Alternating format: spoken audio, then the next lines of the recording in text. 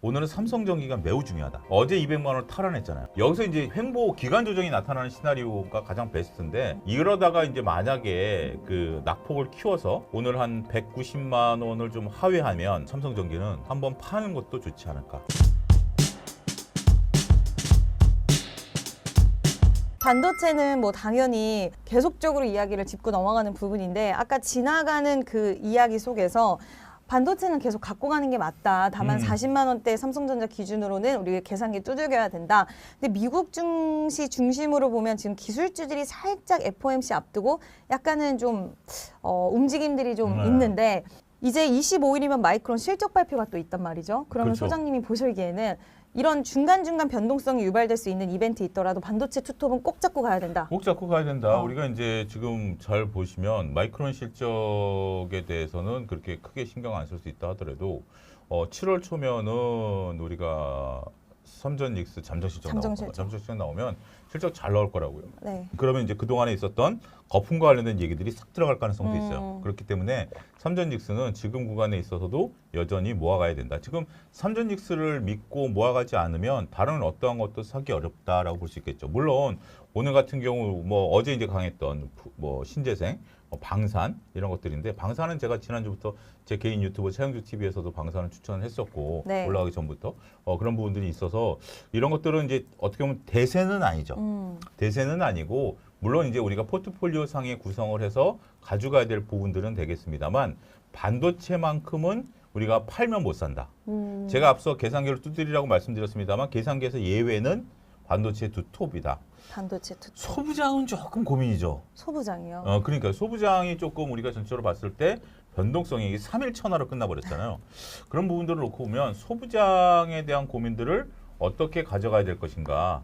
그러니까 이거는 올라갈 때마다 챙겼던 분들이 결국은 승자였다라고 볼 수 있겠죠. 그래서 대세가 아닌 것에 대해서는 여전히 우리가 조금 힘이 약한 것이 아니겠나라고 좀 말씀드릴 수 있겠고, 오늘 우리가 이제 반도체를 놓고 보면 뭐 시간이 그러니까 이제 긴 시간은 아니니까 몇 가지를 이제 이 섹터들을 놓고 보면, 저는 오늘의 이제 삼전닉스는 별로 신경 안 써도 될 것 같아요. 삼전닉스는 별로 신경 안 써도 되는데, 오늘은 삼성전기가 매우 중요하다. 삼성전기요? 이유는요? 어제 200만 원을 탈환했잖아요. 네. 어제 200만 원을 탈환했는데 지금 프리마켓에서 우리가 200만 원을 지금 다시 하회했거든요. 네. 그러면 여기서 이제 횡보 기간 조정이 나타나는 시나리오가 가장 베스트인데, 이러다가 이제 만약에 그 낙폭을 키워서 오늘 한 190만 원을 좀 하회하면, 이건 조금 삼성전기는 한번 파는 것도 좋지 않을까. 아, 삼성전기는. 네, 삼성전기는 우리가 이제 뭐 앞으로 성장 전망성에 대해서 제가 무시하는 것은 아닌데, 다 팔라는 게 아니라 한 50% 정도까지는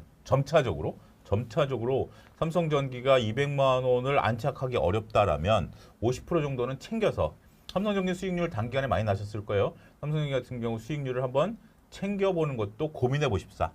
지금은 이제 제가 뭐 확정져서 팔라 말라라는 것이 아니라 200만 원에서 190만 원이 깨지면 네. 이제 우리가 지금 이제 사이드카가 막 걸리잖아요. 네. 매수 사이드카가 이제 공포잖아요. 이제 심리적인 공포인데, 만약에 삼성전기가 190만 원이 떨어지면 매수가 들어올 수 있을까요? 쉽지 않죠. 아, 받아주는 수급이 없을 수 받아주는 있다. 수급이 별로 없죠. 지금 뭐 보유하고 계신 분들은 살 거야 사람들이. 그렇지만 입장 놓고 생각해서 여러분들이 지금 뭐 예를 들어서 LG전자 같은 경우 지금 들어갈 수 있을까요?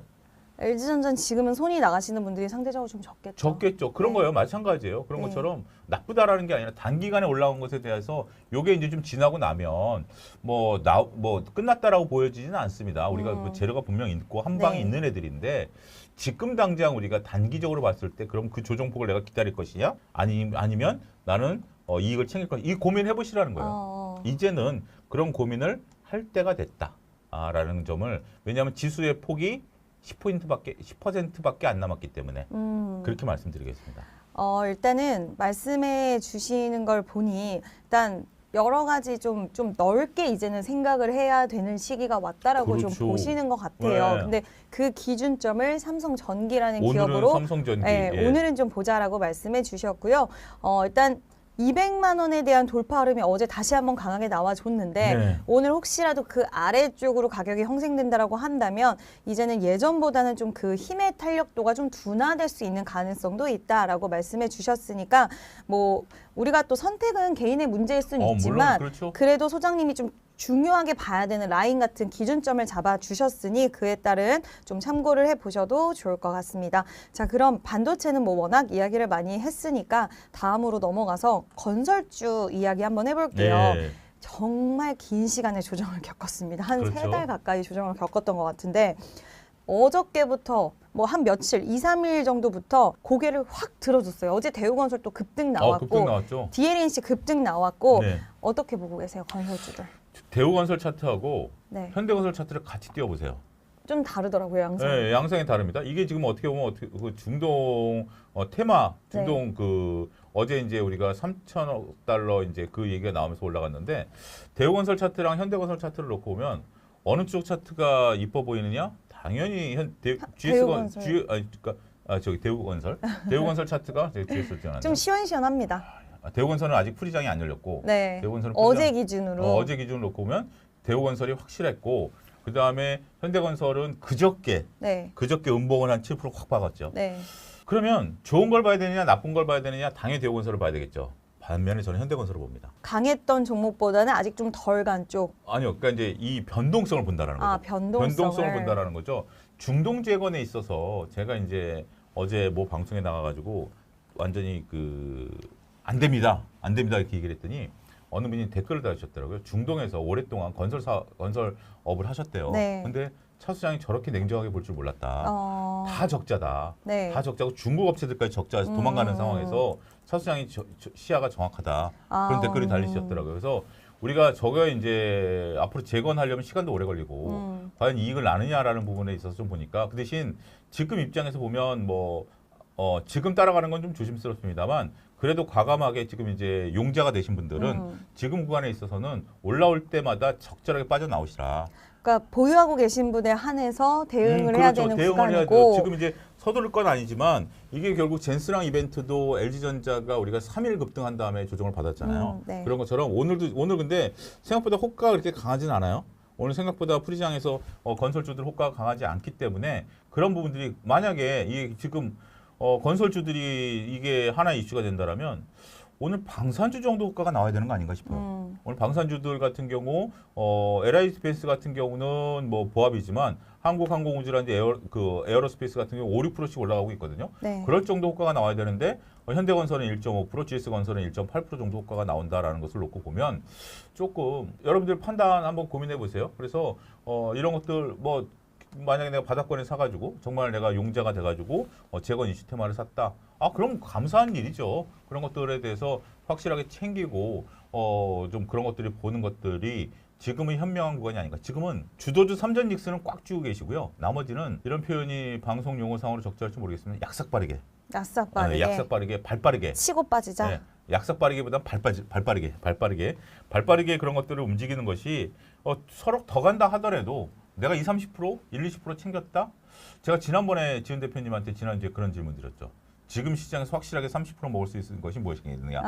그런 질문 드렸는데 당연히 1, 20%씩 누가 준다라면 지금과는 땡큐죠. 그럼요. 땡큐니까 그래서 빤주도 좀 사시고 누가 어느 분이 빤주라 그랬는데 저희 선풍기도 좀 바꾸시고 그렇게 보셔야 되지 않을까 싶습니다. 네, 수익은 항상 옳습니다. 근데 오늘 또 방산주들이 강했던 이유는 지금 강하게 좀 진행이 되는 이유는 JP모건에서 좀 긍정적인 리포트가 나왔는데요. 오늘 네. 아침에 일단 하나로 에어로스페이스 목표 주가 190만 원, 그리고 LG 넥스원 110만 원, 현대로템 30만 원, 한국항공우주 24만 원의 목표 주가를 제시하면서 한국의 방산 기업들이 나토 유럽 내 전략적 중요성이 높아졌다. 그러니까 LG 디펜스 앤 에어로스페이스와 라인메탈의 지금 어제 합작법인 이슈가 나오면서 우리나라 기업들의 중장기적인 모멘텀이 좀 발생했다라는 리포트가 오늘 또 나왔습니다. 그러면서 방산주들을 좀 끌어주지 않았나라는 생각도 드는데요.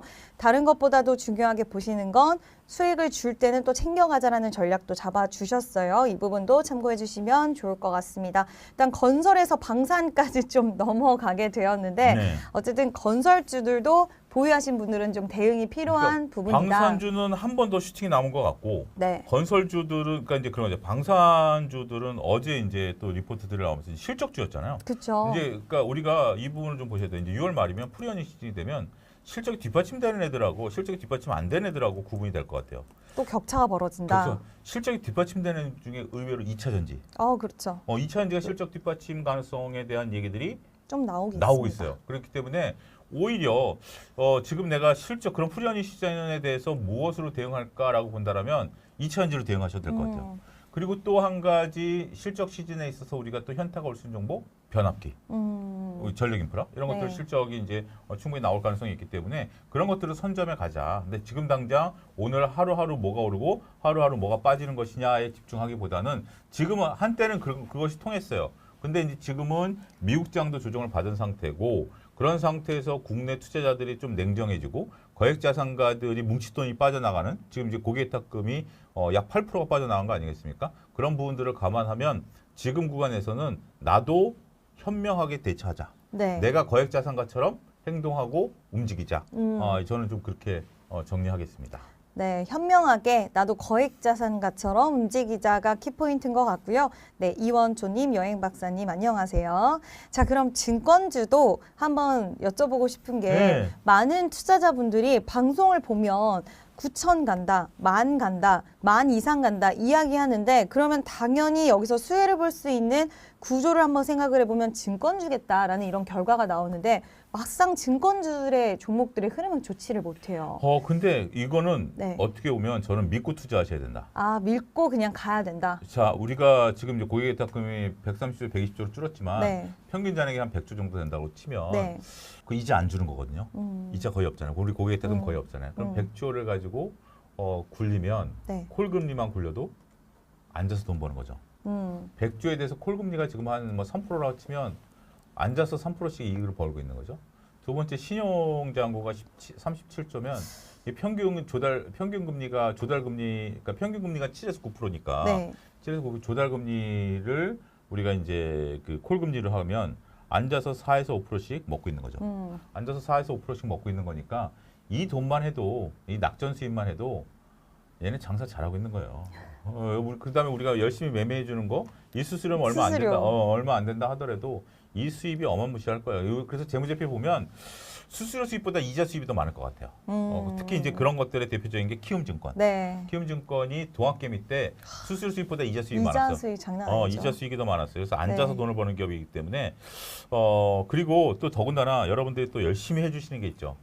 수수료 높은 ETF. 아, 그렇죠. 수수료 ETF. 높은 ETF를 열심히 매매를 해주시니까 지금 이제 삼성전자 샀다 팔았다 안 하잖아요. 그쵸. 삼성전자 샀다 팔았다 안 하는데 삼성의 레버리지 ETF는 샀다 팔았다 하잖아요. 네. 근데 수수료가 더 세거든요. 수수료가 더 세기 때문에 그런 부분들 감안하면 증권사들은 제가 이제 몇몇 PB분들 방송 대기실에서 만나면 조용히 물어봐요.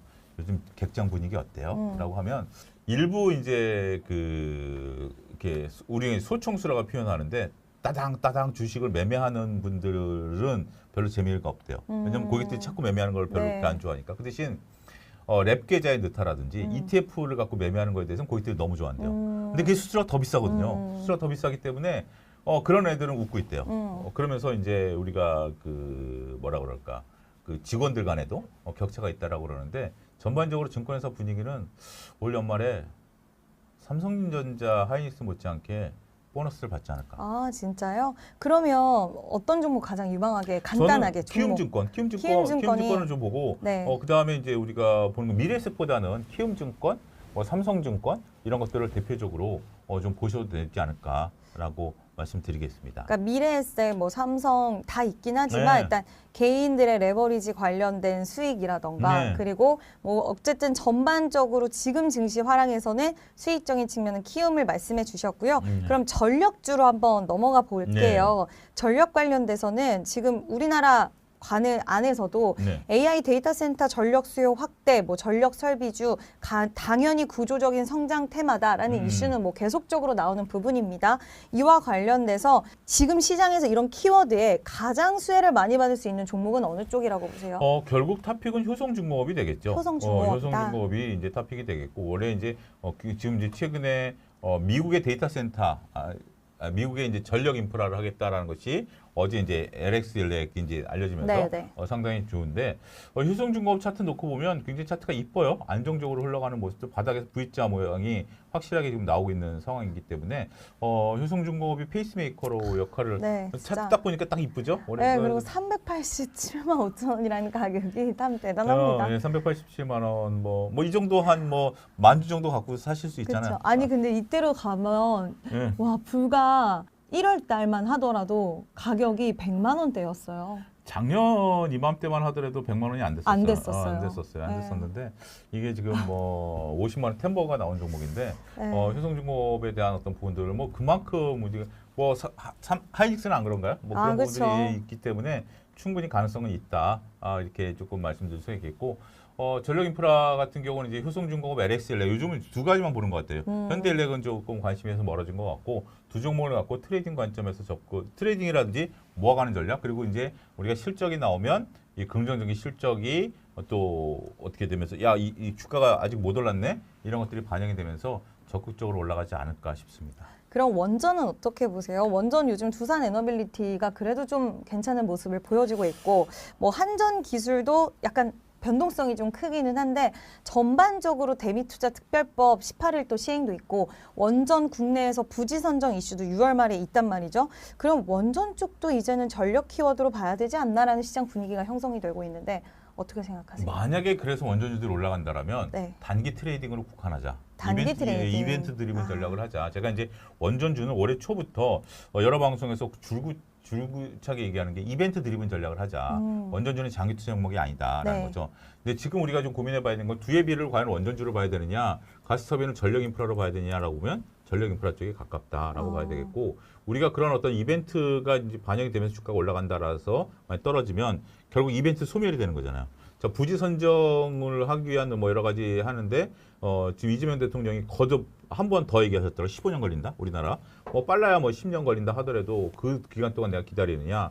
그다음에 이제 우리가 미국과의 어떤 관계 하더라도 원전하기 위해서는 시간이 좀 걸리잖아요. 당장 눈에 보이는 그러니까 이제 좀 시장을 구분할 수 있는 게 현금을 갈코리로 긁고 있는 기업들 반도체 전력 인프라가 있는데 굳이 원전을 지금 들어가야 되느냐? 원전이 안 된다는 얘기가 아니라 지금 우리가 어떻게 보면 시간도 우린 자원이잖아요. 네. 개인 투자들은 시간도 자원인 상태에서 굳이 원전주를 지금 들어가서 내가 길목 지키기를 할 필요성이 있겠는가? 이 부분에 대해서는 뭐 조금 냉정해져야 되지 않을까? 저는 그렇게 생각합니다. 될긴 될 겁니다. 그런데 원전주들 같은 경우는 뭐 다른 것보다 관심이 조금 덜하지 않을까? 그렇게 보여지고 있는 상황입니다. 네, 일단 원전주는 너무 우리가 지금은 이벤트에 대한 부분들을 좀 초점을 맞춰서 대응을 해야 된다라고 말씀해 주셨고요. 원전뿐만 아니라 요즘 이거는 간단하게 한번 여쭤볼게요. 일단 장 흐름이 오늘 또 어떻게 될지에 대한 부분들 아까 앞서서 계산기를 두드리자가 오늘의 한 문장이다라고 말씀해 주셨는데 오늘 시장 지금 프리마켓 분위기를 보면 어떻게 계산기를 두드려야 될지 좀 어렵긴 한 것 같습니다. 왜냐하면 지금 방향성 자체가 일부 종목들이 올라오고 있긴 한데 오늘 움직여야 될까? 아니면 오늘은 좀 관망해야 될까? 고민 깊어지실 것 같은데 어떻게 보세요? 일단 현금 있으면 관망하실 필요가 있습니다. 오늘은 관망. 현금 있으면 관망할 필요가 있는 거고 조금 이제 방향을 잡아야 되겠고 그 다음에 저는 오히려 삼전 닉스가 아니면 네, 그리고 바닥에서 올라오는 전력 인프라 증권주 아니면 네. 조금 올라올 때마다 정리하는 것도 좋지 않을까. 일단 조금 10%라도 지금은 20% 맥시멈 20%까지 아니면 10%라도 오늘은 조금 조금씩 물량을 좀 팔아놓고 그다음에 어닝 시즌이 왔을 때 다시 한번 보는 것이 좋지 않을까. 시장이 지금 오늘 삼성전기 앞서 말씀드렸던 것보다 지금 낙폭을 더 키워가고 있거든요. 네. 3% 가까이 빠지고 있고 그런 부분들을 놓고 보면 항상 하락의 시장은 삼성전기부터 시작됐었어요. 네, 네. 그렇기 때문에 그런 부분들을 좀 보고 지금은 챙길 건 챙기자 오늘. 그래서 한 10% 정도 차익 실현할 수 있는 것은 챙기고 그래서 만약에 더 올라간다 하더라도 덜 억울하잖아요. 근데 만약에 떨어지게 되면 그거라도 챙긴 게 어디겠습니까? 그래서 오늘은 조금 매도 관점에서 시장을 공략하는 것을 권고해 드리겠습니다. 네, 오늘은 전반적으로 현금이 있으신 분들은 좀 관망 스탠스가 좋겠다. 그리고 혹시라도 내가 보유하고 있는 종목들이 수익 실현이 올 수 있는 시기가 도래를 한다면 그때는 수익을 좀 챙기면서 보는 전략으로 한번 가져가 보자라고 말씀해 주셨고요. 오늘 전반적인 이제 좀 그림 자체를 우리가 지금은 살짝 유연하게 대응을 해야 된다라는 부분을 좀 잡아 주셨으니까요. 이 스탠스도 잘 읽어 주시면 좋을 것 같습니다. 자, 그리고 오늘 저희 공식 협찬사 렐르에서 굉장히 좋은 상품 2가지 준비를 해 주셨는데요. 쿠첸의 저소음 고출력 14인치 5옆 다이얼 선풍기, 부드럽고 시원한 바람, 여기에 소음까지 없다라고 합니다. 근데 4만 원대 가격으로 구성이 되어 있으니까요. 소장님도 저도 오늘 끝나고 한번 진지하게 쇼핑을 고민해 봐야 될 것 같다라는 생각이 들고요. 비버리 힐즈 폴로클럽 드로즈 7종, 네, 2만 원대 가격. 이거는 뭐 더 이상 설명이 필요 없을 정도로 그렇습니다. 엄청 네. 가성비 끝판왕이고 디자인도 그래도 예쁜 것 같아요. 그래서 많은 분들 좀 28,900원, 3만 원도 채 되지 않는 가격에 정말 좋은 상품 가져가시면 좋을 것 같다. 색상은 랜덤이니까요. 여러분 더보기란과 고정 댓글을 참고해 주시면 좋을 것 같습니다. 자, 오늘은 유튜버십니다. 예, 차영주 차영주 TV 저 개인 유튜브 차영주 TV도 좀 많이 찾아주시고요. 제가 이제 저는 저녁 때 그 장 정리하면서 전략 말씀드리니까요. 차영주 TV 검색하셔서 많이 들어와 주시기 바라겠습니다. 네, 피너님이 안 그래도 앞으로의 전망이 궁금했는데 전체적인 전망에 대한 정리 감사하다고 아까 말씀 남겨주셨고요. 또 시연님도 지은 대표님 말씀하신 뭐 조선 전력 이런 이야기 하신 게 또 제가 이지은의 이지스탁 채널에서 저녁 8시에 라이브 방송 진행합니다. 궁금하신 분들은 또 오셔서 저와 함께 소통하시죠. 네, 오늘은 차영주 소장님과 함께 시장의 큰 그림 그려드렸습니다. 저는 내일 8시에 다시 돌아올게요. 여러분 오늘도 성투하세요.